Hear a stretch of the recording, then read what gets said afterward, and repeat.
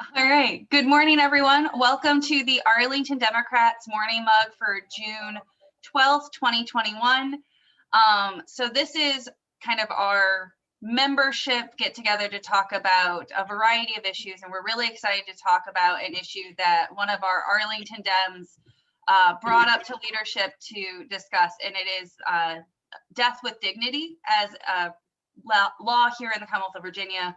I'll say introduce myself. I'm Maggie Davis. I'm the deputy chair of the Arlington Dems. I was personally excited to see some interest in this topic. For background, I actually studied this issue back when I was in graduate school, doing some work with the Netherlands and the United States. So it's interesting to see or to learn more about how this is potentially being considered here in the Commonwealth. And so we are joined by some grassroots advocates, Kate Vasiloff, who's our Arlington Dem that brought the issue to our attention. And then we're also really excited to be joined by two of our House of Delegate members, Delegate Kay Corey and Delegate Patrick Hope, who have done a little bit of work on this issue and can give us some context of what is happening in the Virginia legislature on the issue. So with that, I'm going to turn it over to Kate, who brought this to our attention as the expert. Well, now you made me super nervous because you studied it, you know it probably better than I do. So we might have to share some Q&A time here. But can everyone see my screen okay? Yes? Okay, great. So Maggie, thanks for the introduction. I am, as I just said, just a volunteer with Compassion and Choices. So I am by no means an expert, but I will try to answer any questions you may have. So we want to talk about kind of defining what medical aid in dying is and where it is legislatively around the country and specifically here in Virginia. So I always like to level set with a clear definition, albeit a lengthy one. Medical aid in dying allows terminally ill adults to request and receive a prescription for medication they may use to peacefully end suffering at end of life. To qualify, one must be mentally capable, able to self-ingest, and have a prognosis of 6 months or less to live. So I underlined the really important key parts there, and those are three of many safeguards that are built into the legislation, but those are really, really key points because they distinguish medical aid in dying from attacks from opponents calling it euthanasia or using the slippery slope argument. It really is a very carefully crafted piece of legislation to offer peace to those who don't have any other options left at the very end of their life. So who's eligible? You must be a resident of the state. So as Maggie said, I live here in Arlington, Virginia. I am 5 miles away from the DC border. But let's just say, even if my entire life, all my doctors were at Georgetown, I cannot access medical aid in dying in the District of Columbia where it is legal, even though my doctor's there because I'm not a resident. What I could do is rent a condo or an apartment in DC and access it through that means. In all states except for New Jersey, you just have to show proof of residency. There's no duration of residency restriction. But as you can imagine, most people don't live 5 miles away from a state where it's legal. So it is an important part of this law is you must be a resident, not just where your doctor is. So you can't have medical aid in dying tourism, if you will, to go to another state to access this. You must be an adult.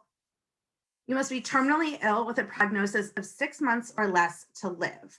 So that's really important because unfortunately, we're talking about a very small population who are at the very, very end of what no doubt has been a very long, grueling road. To access this, you must have a lot of permission from different physicians we'll talk about, but really all of your other options are pretty much exhausted. There cannot be any other treatment available to you. There cannot be a cure on the horizon.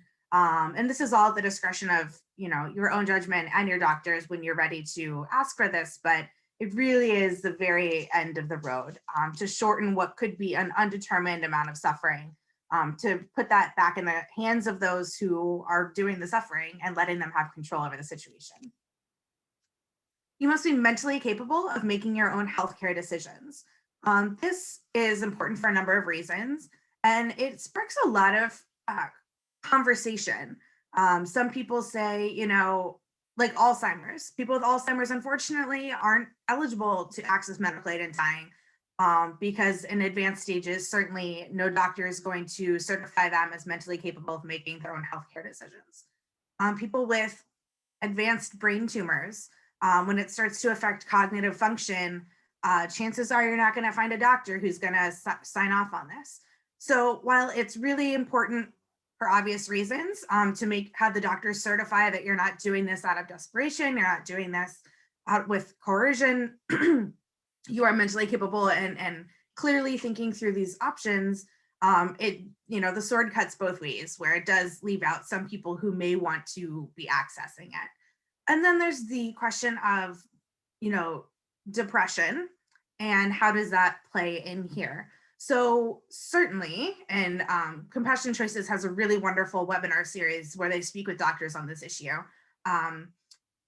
Certainly, there's overlap between someone who has a terminal diagnosis and depression, but it's the physician's responsibility to determine, is this person making a decision out of pure depression and unaddressed depression, or is this truly what they want? So just trying to push back on some of the criticisms we hear around this mental capacity piece, where that's why this decision is in the hands of the doctors. And then you must be able to self-ingest the medication. So this is another way that it pushes back against the criticisms that this is euthanasia.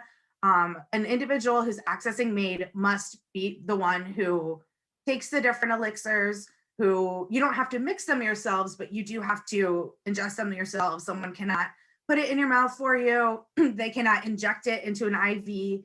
This autonomy piece is a really, really important safeguard, a really important piece of the legislation. Again, because it does work to push against those critiques of euthanasia. So how does it work?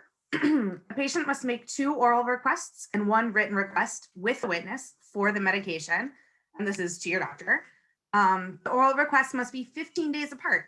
And for perhaps obvious reasons, this is because you go to your doctor, you must be the one to approach your doctor. This is not an option on the menu that a typical doctor is going to offer to you. And in some states, they're not even allowed to offer it to you. You really have to come to them. You have that conversation. They give you every other roadmap. So like I said, by the time you're accessing this medication, you're really at the end of options already. So, but doctors have to go through and say, well, if you stop eating and drinking, this is what it looks like. This is what how your body reacts. Well, if you decide to go on the high dose morphine to stay comfortable, this is what it looks like. This is how your body reacts. So once you initiate this conversation, doctors are legally obligated to go through all the other roads to really make sure you understand, for lack of a better term, your options, because all these options are quite painful and uncomfortable, with the exception of this, peaceful option to end your own life. So a lot to think about. So you go home, and 15 days later, at minimum, you come back and have another conversation, and you make another request if that's still what you want. One thing I find interesting about this is in Oregon, which was the first state to ever legalize medical aid in dying over 20 years ago, they study this issue very, very carefully. And over 1/3 of the individuals who go through all of these hoops, receive the medication, get home, they never take it. It really has shown to have some mental palliative care properties, that these people who have no other options left really have control again of their situation. And that's enough for some people. So even though people are going through all of this, it doesn't mean that they're going to use it. So then that attending and consulting physician must confirm the patient's capacity and terminal diagnosis. If they want to request a 3rd opinion from a physician, they can, as well as a full psych examination if there's any daylight between those 2 consultings. So really, you're having a lot of people weigh in and verify that this is, you are making this of sound mind, you understand the consequences, and you're having a bunch of medical professionals weigh in.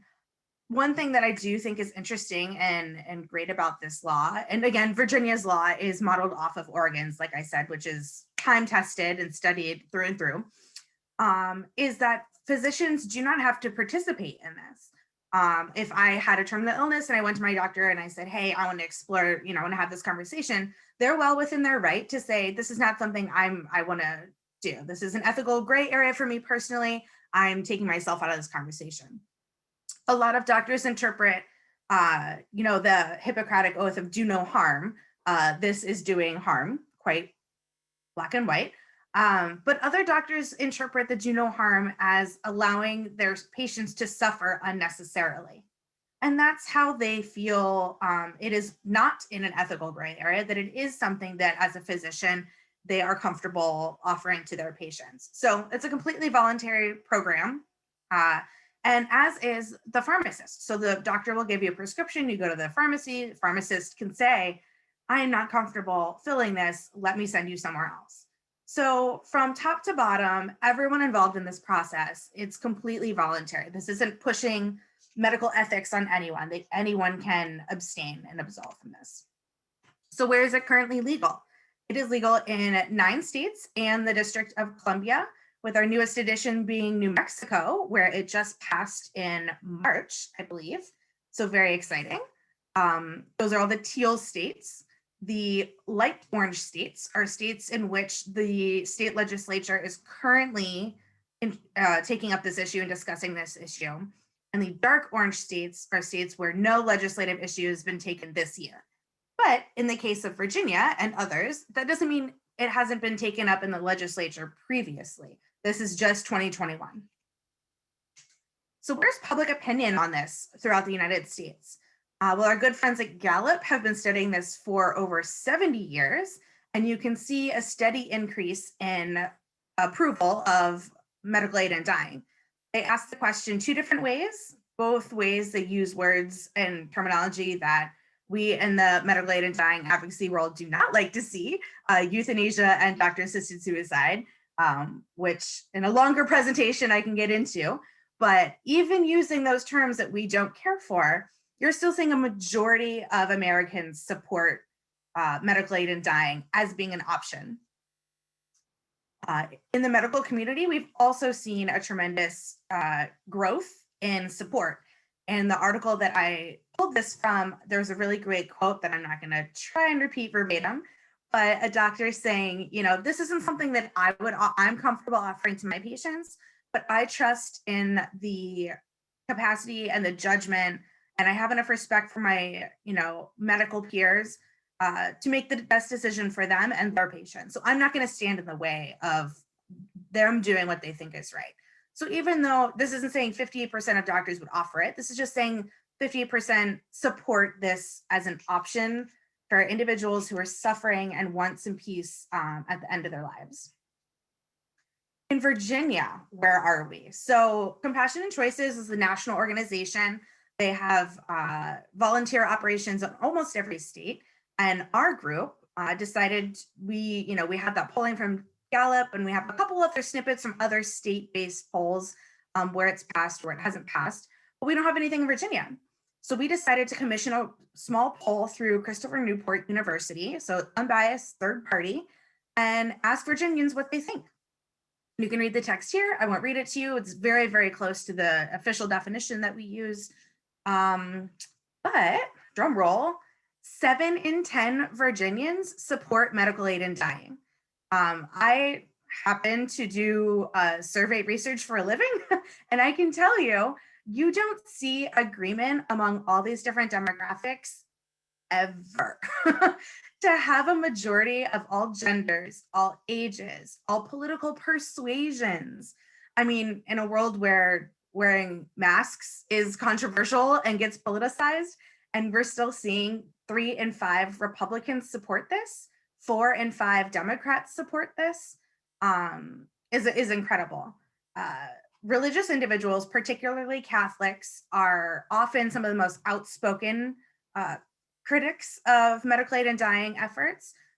It's a lot of it's wrapped up in the Catholic hospital networks and their oversized influence over the medical community. But even 3 in 5 Catholics are secretly, or maybe not so secretly, supportive of medical aid and dying. every ethnicity, majority of every ethnicity, majority of every corner of our Commonwealth supports it, and every size community. So we're not just talking about the liberal elites, myself included, being a yuppie in Arlington. We're talking about people in rural South Side Virginia are supportive of this. So, one of our main messages to legislatures and to people around the Commonwealth is this isn't a third rail issue the way it's perceived. Any issue around life certainly should be taken seriously when you're trying to legislate around it. But this isn't as scary and as something to shy away from the way I think the perception is out there. So in Virginia, where are we? And Delegate Corey, please feel free to chime in here since you were the driver of this. In 2018, Delegate Corey requested a report and a study to be done on how medical aid in dying is working around the country. Again, in large part of this was the research, which I read some of the report, was done studying Oregon, where it's been on the books for over 20 years. Part of the Oregon legislation is that it's required to be reviewed each and every year by an official unbiased board. And they have not once in 20 some years ever found a single case of coercion, of abuse. There's been no requests to have this legislation amended, updated, changed in any way. It really is, it was a brilliantly crafted piece of legislation. The safeguards are stronger than strong, too strong, some argue even, and it's really working the way it should. So in Virginia, we were modeling it after the Oregon law. So in her infinite wisdom, Delegate Corey introduced this in 2019. Unfortunately, it went to the Committee for Courts and Justice and didn't advance. 2020, she tried again, and again, it went to Courts and Justice and didn't advance. 2021, because of the truncated General Assembly session and the limited number of bills, it didn't quite make the cut, but we're hopeful that it will be introduced in the 2022 session. And so that's why myself and others are taking this year to talk to groups all over the Commonwealth of all different shapes and sizes, and I'll speak to a horticulture group if I need to really raise awareness on this issue, to do some education, and to help people understand it's not this third rail issue, to let them know that, we're joining the ranks of 10 other states where this is legal. And we just want an option for those who are suffering so badly and just want a little control, want an option to put on the menu that they don't have now. Doesn't mean anyone needs to use it, but just to have it is something really important to myself, to the others in our group, and clearly 7 in 10 Virginians. So what are our next steps? Maggie, if you'd be so kind, I'm not sure, every group works differently, but I'm happy to send you our general letter of support to show that the Arlington Dems are supporting it. Like I said, I've been giving these talks all over the Commonwealth, all sorts of different clubs. All on the Democratic side has been my commitment to tackling all of those. And so people have been modifying the letters they see fit, signing on, just so when, Delegate Corey goes to her peers in the legislature, she can say, look, we have all these groups from all these different pockets of Virginia who are supportive of this. So it, again, takes just a little bit of the scariness out of supporting this legislatively. Talk to people in your lives about this issue. Increased awareness is the biggest driver of increased support. Unless you've had this issue touch your family or had someone, suffer in your family or loved one, probably this hasn't really occurred to you. It hasn't been an issue that's talked about a whole lot. But really getting the conversation out there is important. And then if you want to get more involved, I encourage you to reach out to myself or Judy and Perry, our co-leaders of Compassion Choices Virginia. They're on the call as well. Even if you want more information, I'm happy to keep the conversation going offline for anyone who's interested. So that's for you. Thanks, Kate. And to make it clear for the Arlington Dems, for the organization to sign on to a letter like that, we would need to have our membership pass a resolution adopting a position on the issue. But through some of our call to action measures, we have a few other options. But there is definitely an option for everyone that's on the line to personally sign the letter or to personally advocate. So we wanted to give this opportunity to make sure our membership was aware of the issue, but just to know procedurally, there are some steps that the organization would have to take before signing on to any particular letter. But this is a great first step. So with that, I do want to recognize Delegate Corey and Delegate Hope and see if you had thoughts on kind of where this issue is legislatively and what have the barriers been aside from referral to courts and justice.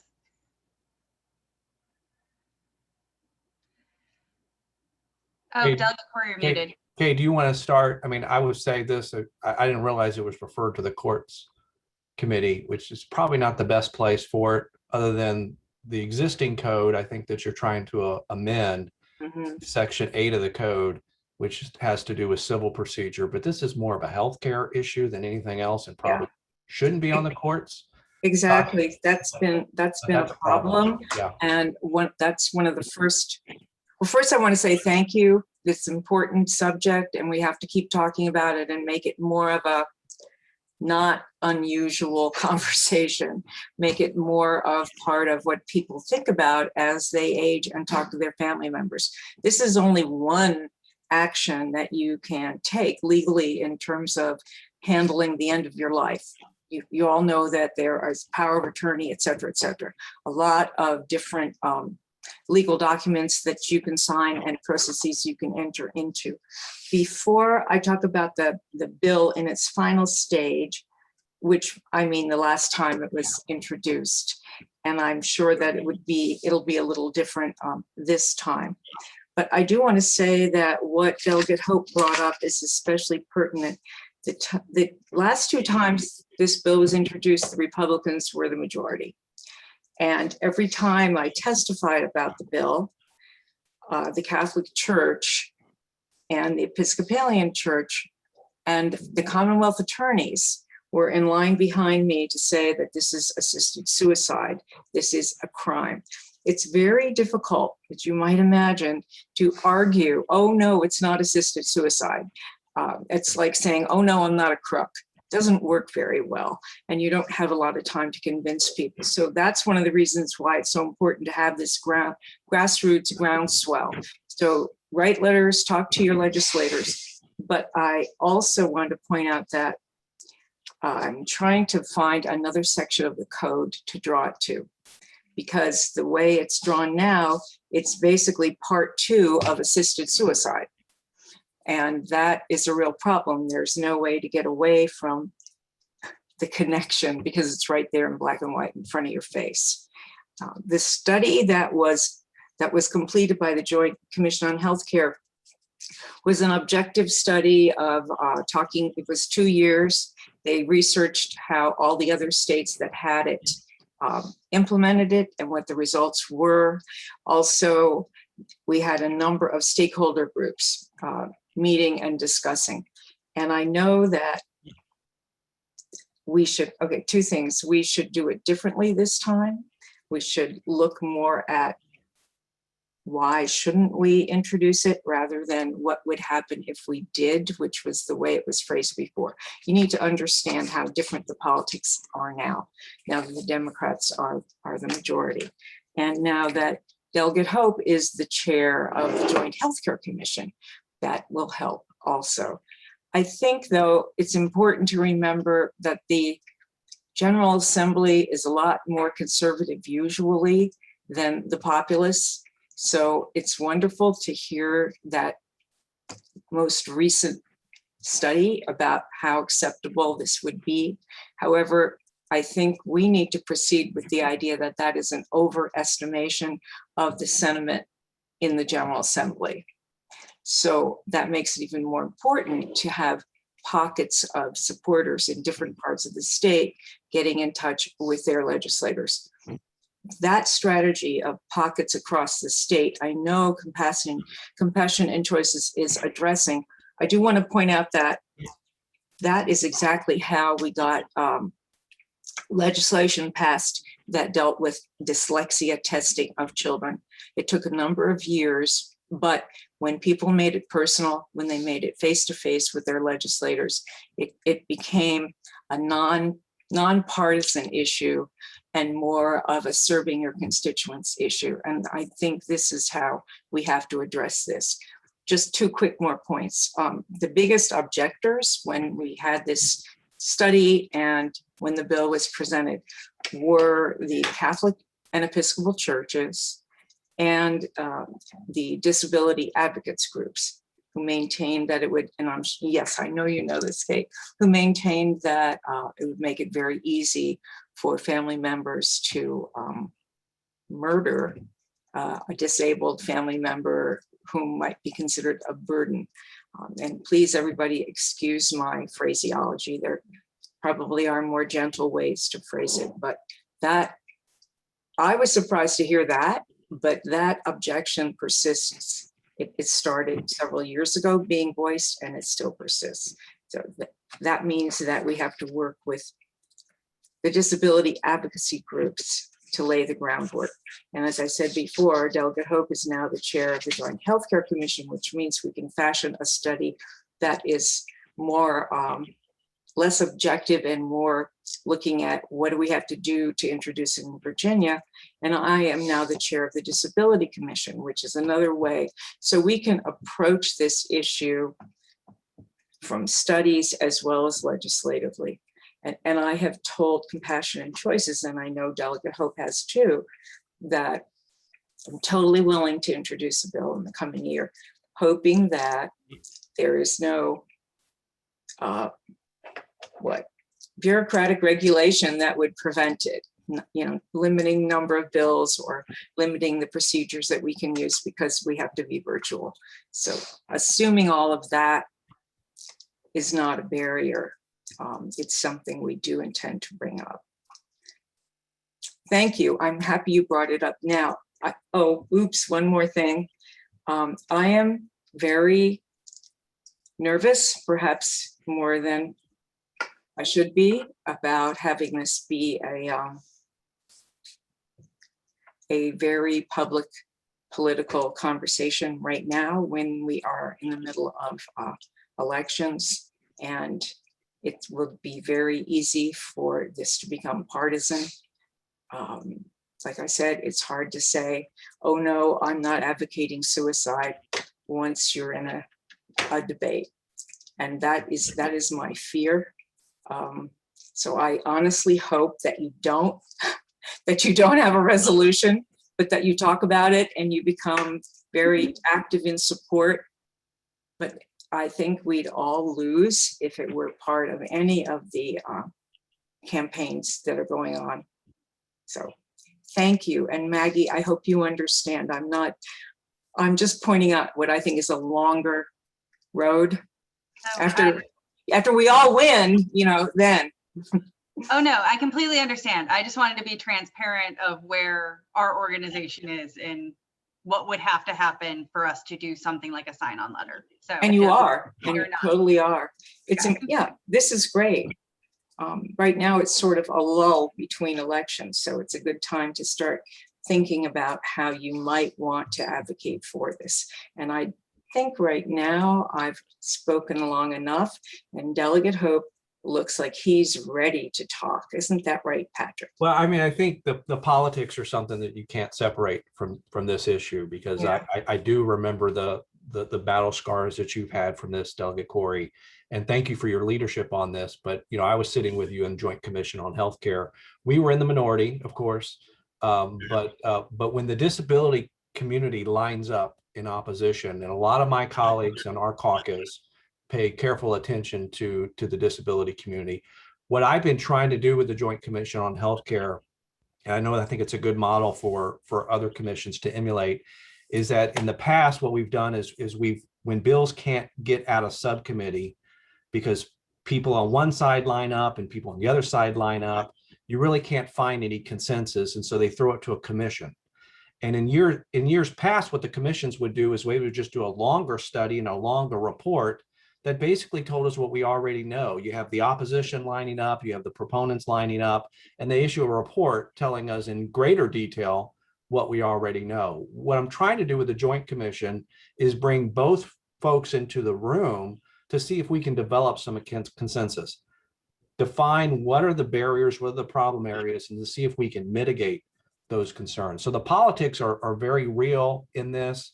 I don't think we have the votes even in the majority right now, and the Democrats. So what we need to do right now is to create a sense of urgency, to create our own artificial momentum that we've got to create to start building that wave in order to get there. And I do agree with Delegate Corey. I do think it's not a 1-year strategy or 2022 strategy. I think it probably has to be a 23 strategy as well.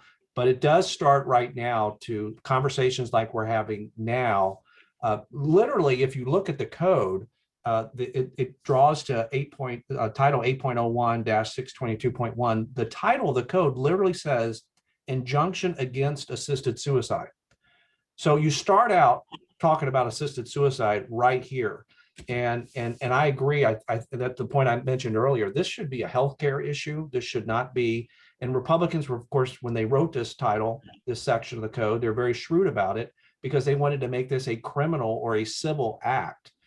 And that makes it very difficult. And there's another topic that has been in our code for years too. That's strictly a healthcare procedure, and that's abortion. That's in our criminal code as well too. Again, a procedure that should be in a healthcare section of the code. And so we've got to pull that stuff out of there, and but then start from the premise that we do have to do something and try to build some momentum that way. I'll shut up because I'd like to hear Well, some discussion.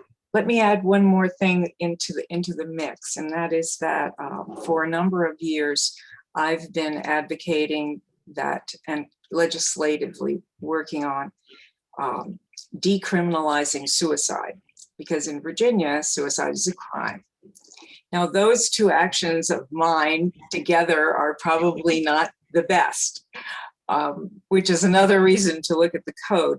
But you need to understand that the mindset in the Virginia legislature, if not among the law enforcement and Commonwealth attorney, at least up until recently, has been that it is a crime. And it's a crime, it's a holdover from Old English common law. And so to decriminalize it, you have to have a statement in the code that says suicide is not a crime. And we could never get a majority in either party to agree to that. So I am not telling you that I'm going to introduce the decriminalization bill at the same time as death with dignity, but you need to know that that is also out there. I mean, you probably also know that there are a number of groups who are working very hard nationally and locally to prevent suicide, and they have lined up behind the decriminalization effort. So somehow we have to marry all these groups. And I leave that to you, Maggie and Kate and Perry.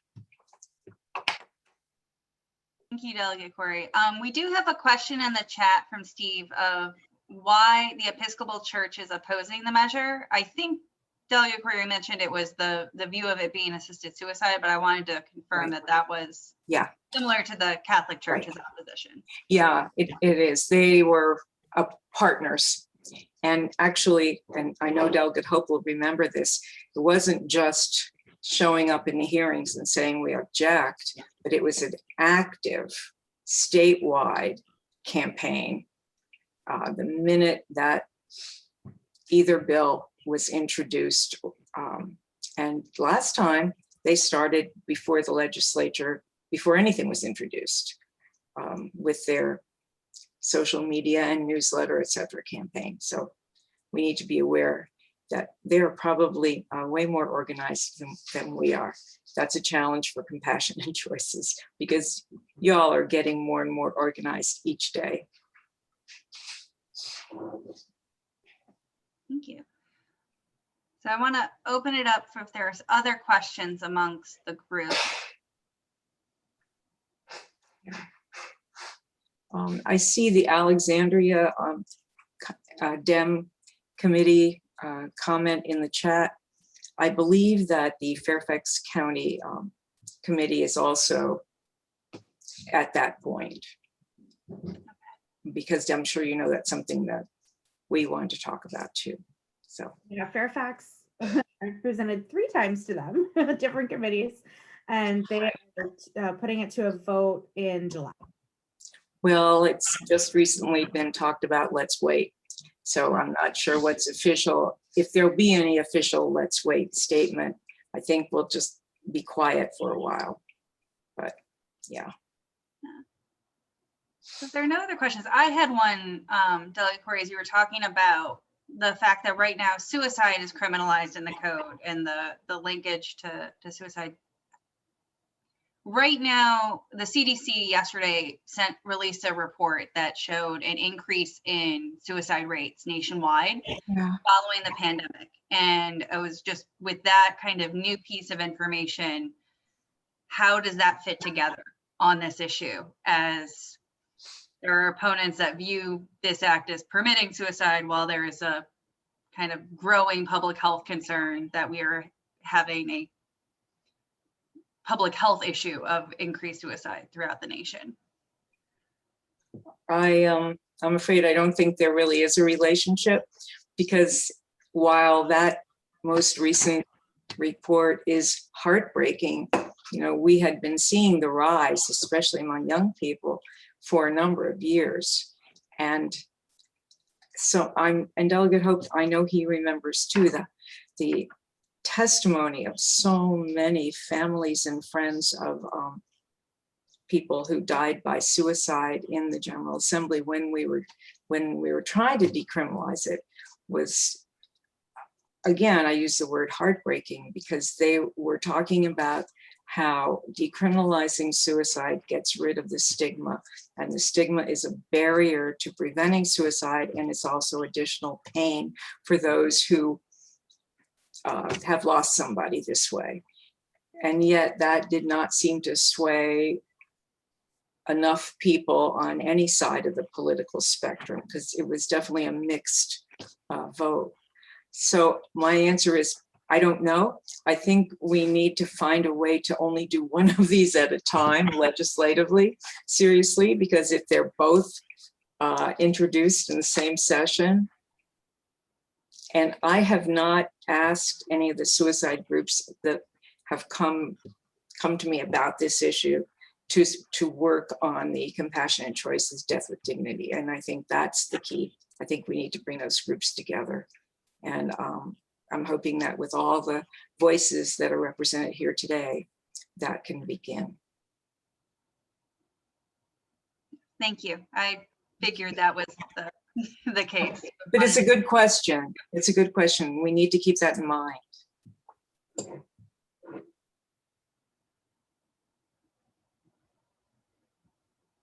I guess I can ask,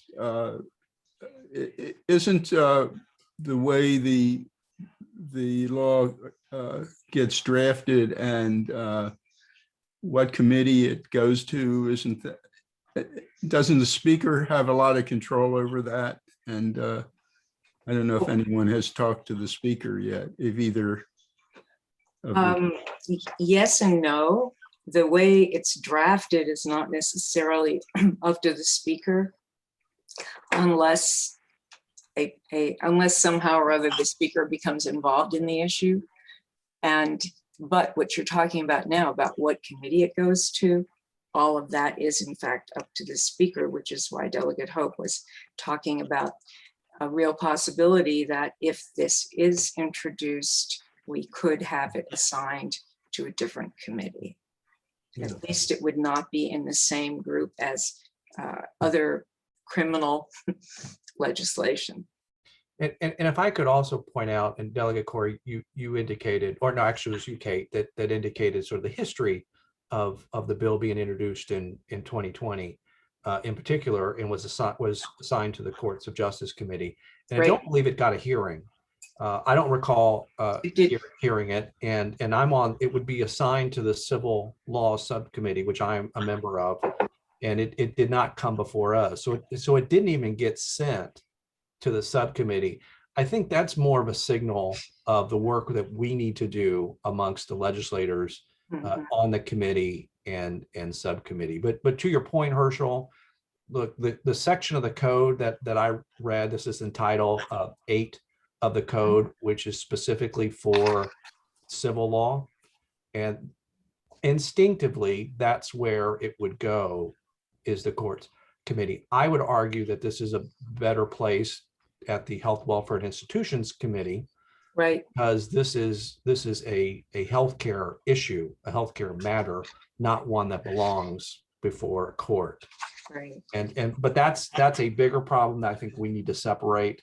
But again, you're right. If we wanted to send this to the healthcare committee, I do think it would probably have a better reception there.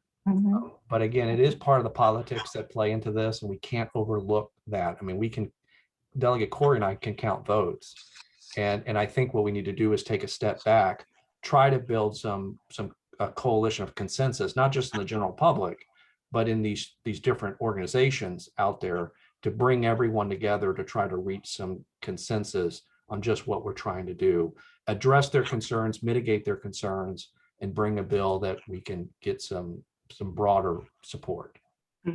It would be great if those groups would not only remain neutral, but support the bill being introduced and testifying with all of us as to the value of it.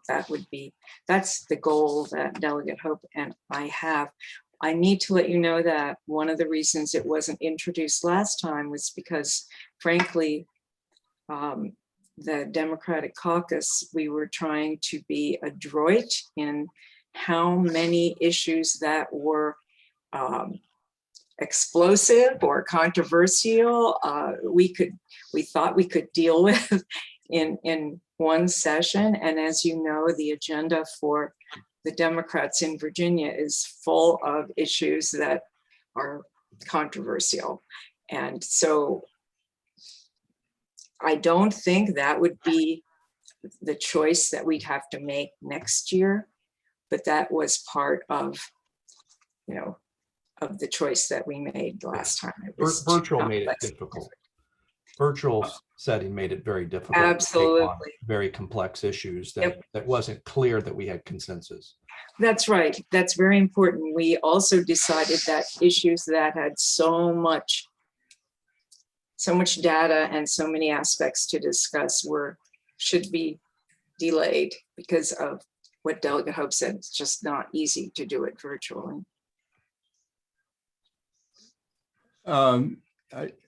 I gather where the laws have passed or even been discussed, this is a question for, I guess, some of the people with knowledge of other states, that that end of life issues get more prominence, even without the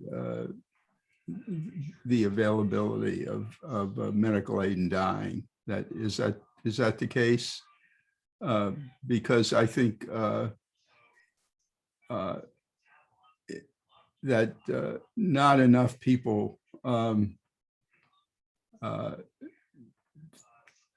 get their medical, I have one, I can't even remember what it's called, but medical Advanced directive. Yeah. Directive, yes. Yeah. That not enough people think about. Right. I mean, there's a little, I guess you'd call it a graphic novel that one of the cartoonists did about her discussion with her parents, and the Right. Yes, I remember that. is, can't we talk about something more pleasant, which is what her parents would say when she brought up the issue. So so having that as part of the discussion is, I think, important. Also, Kate, I got on a little late. I presume you did not tell your your personal story, which No, it's which just for time. I think is actually a lot more effective than the dry stuff that you did talk about. I think personal stories. Well, I'd have to ask the legislators, but I think personal stories of suffering of loved ones Yes. is probably one of the more effective ways of getting people to support this. Mhm. Well, I'm pointing out that the population is aging, and whether or not we all want to deal with it, it's coming. It would be best to be prepared than not. But Guess what? For some people, it's already here. So, well, that's true too. More and more frequently. Mhm. Kate, do you want? Okay, I'm not the moderator. I think Kate might be frozen. So I don't know if she's still on to hear.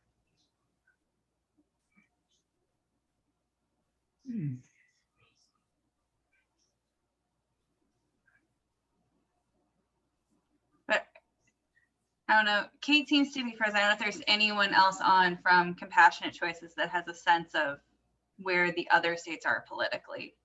Yeah, and if I could ask a question of anyone who might have knowledge on the state issue, is how have other states dealt with opposition from either religious groups, which I'm not as concerned about as the disability groups?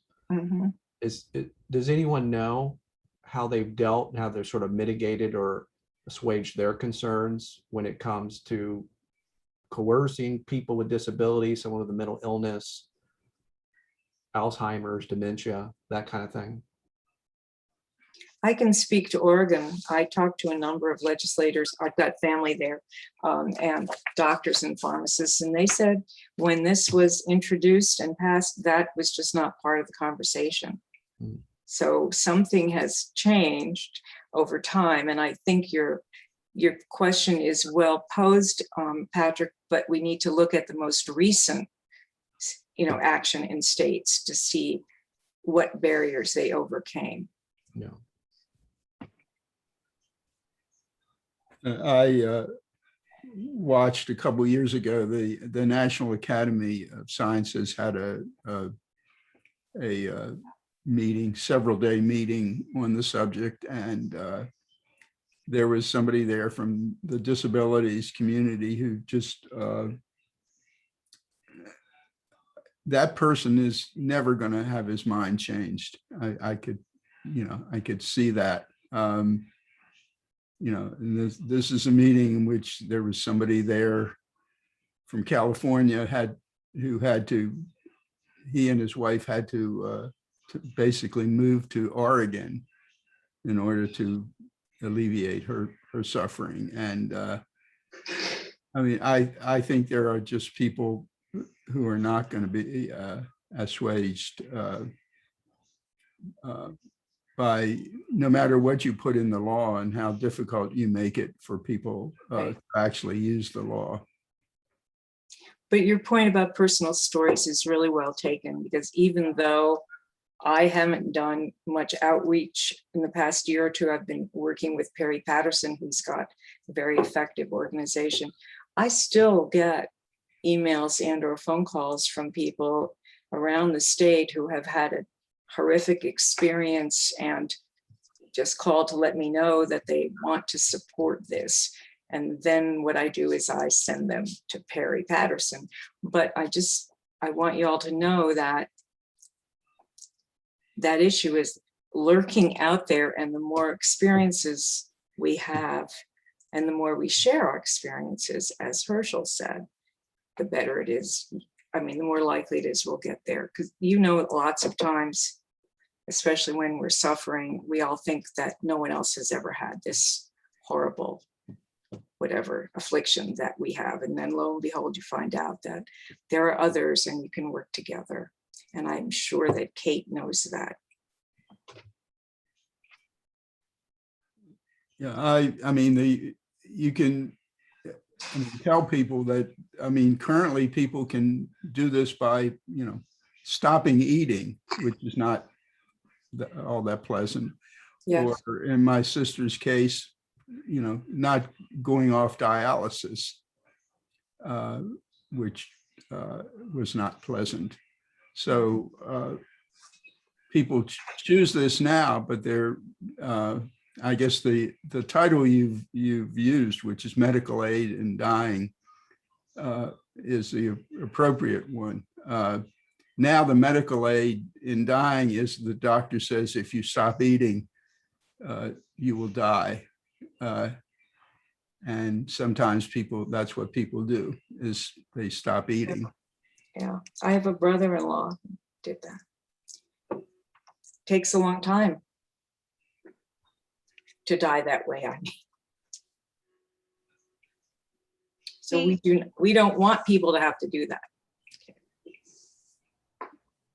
Kate, I don't know if you heard Delegate Hope's question in the tech issues, but we were talking about whether other states have effectively addressed the concerns disability rights that victims have had over medical aid in dying, and the concern that they might be coerced or. Right. No, short answer, no. I think the way that gets addressed is the way the law is written, which makes it very difficult to use the law. Yeah, exactly. And I think having doctors describe and explain how exactly the medication works and the law, how it's prescribed, that it has to be administered. It's a 2 to 3 step process depending on which prescription they give. And it's not it's not something that you could do without knowing, if that makes sense, because it is multi-step. It's not like someone could accidentally crush up a pill and slip it into your drink and you could be, as you said, Delegate Corey, like murdering your disabled father. Like it doesn't work that way. So I think understanding how the medication works precisely from the medical professionals, from the doctors who administer it, who support it, is a really powerful voice in this conversation, because their first prerogative and responsibility is to their patient. They're not trying to go around getting their patients out of this world unnecessarily. They have nothing to gain from that. But what they do have to gain is giving their patients the best quality of life possible for as long as they can.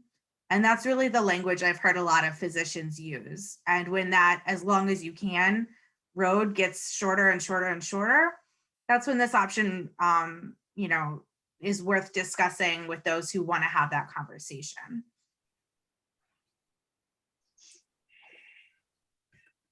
I think also, a lot of people will say, gee, if I don't know who I am, I don't need to be around. And then you have to tell them, well, the law wouldn't apply to that.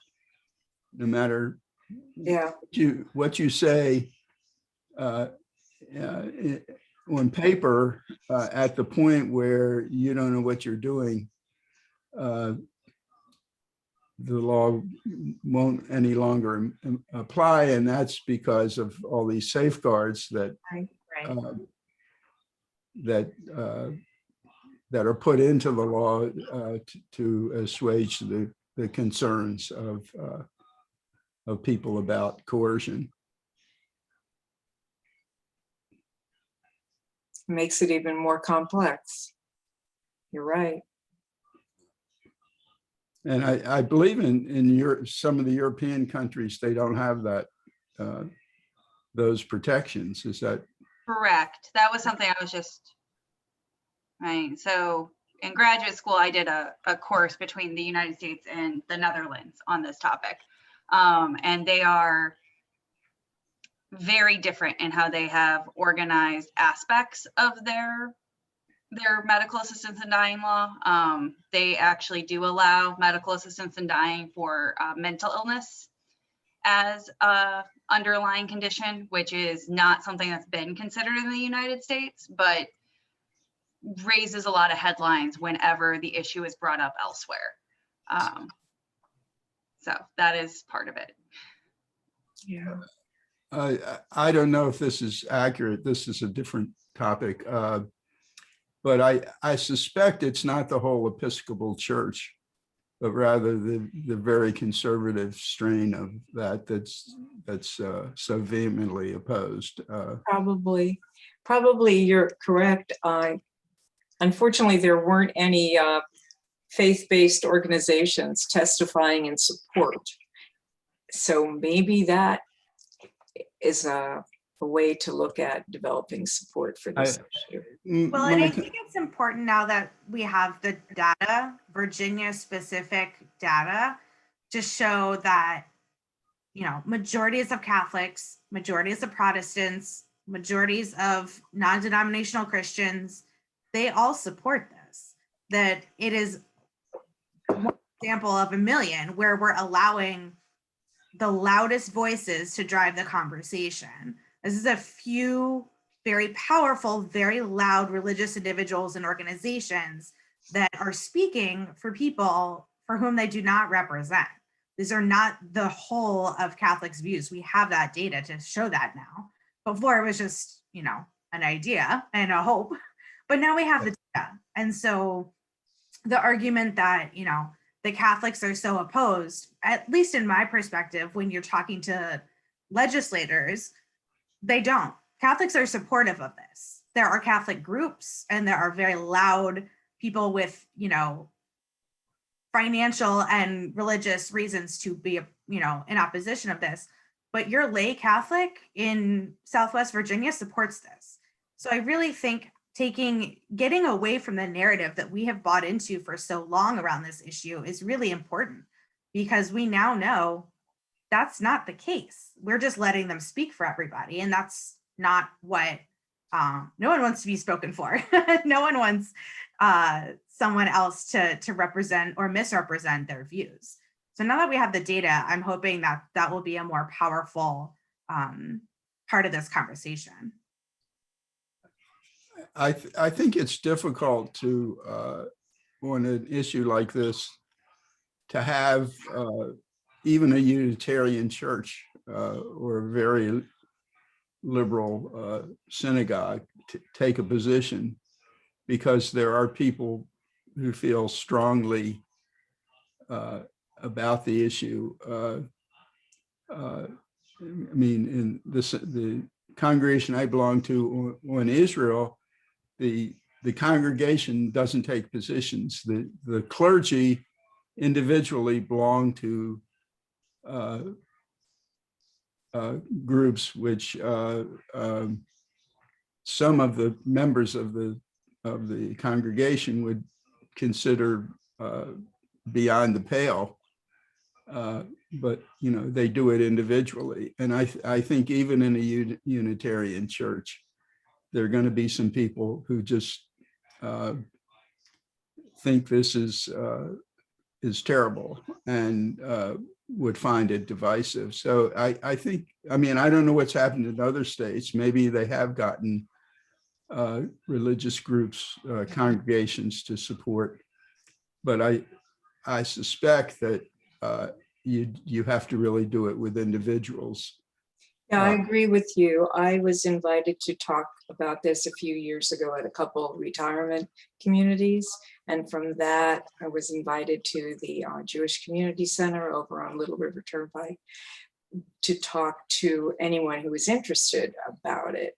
And there was significant interest among the congregation members. And as we're talking before, I think that's the way to drive it, not to ask a faith-based leader to step out that way, but simply to have the people who answered Kate's survey speak up in other ways.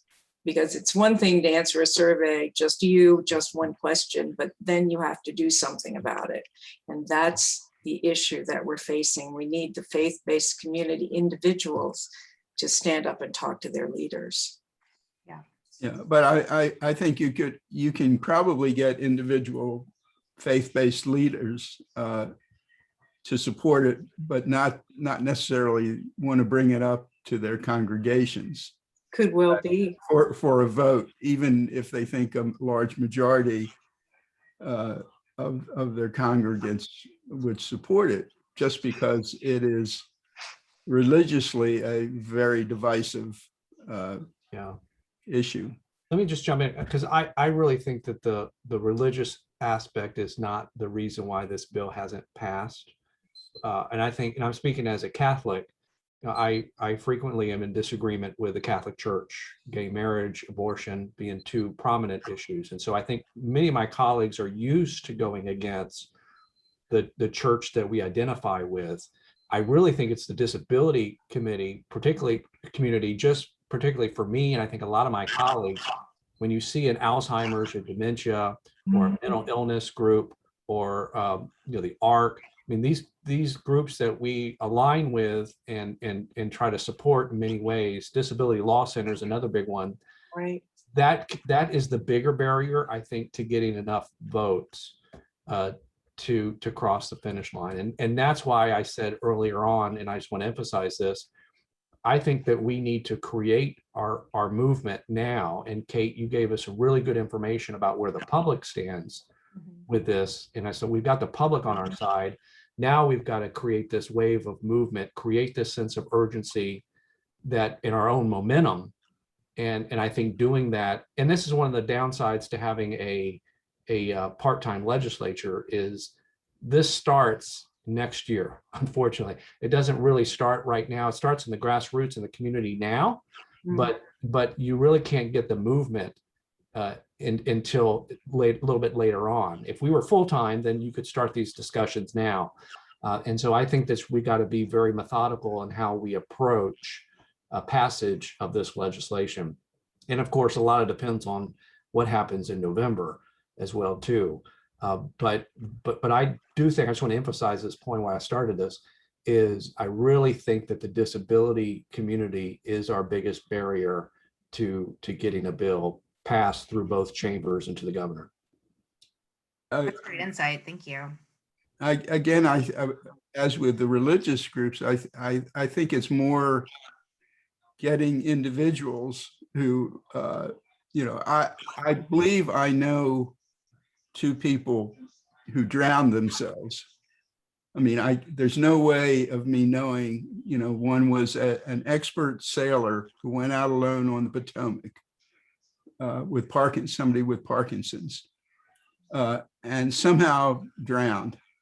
I mean, you know, and you don't know for sure. I guess even an expert going out alone could have an accident, but it seems more likely that that's what he chose. He was still able to sail himself, and you don't want people having to contemplate that. I mean, you want people who contemplate that and say, I'd rather have this law than, you know, go out on the Potomac and drown myself. And I don't know how I guess you have to, you can't solicit them. Those people have to step forward, I think. It's very hard to solicit somebody who feels that way.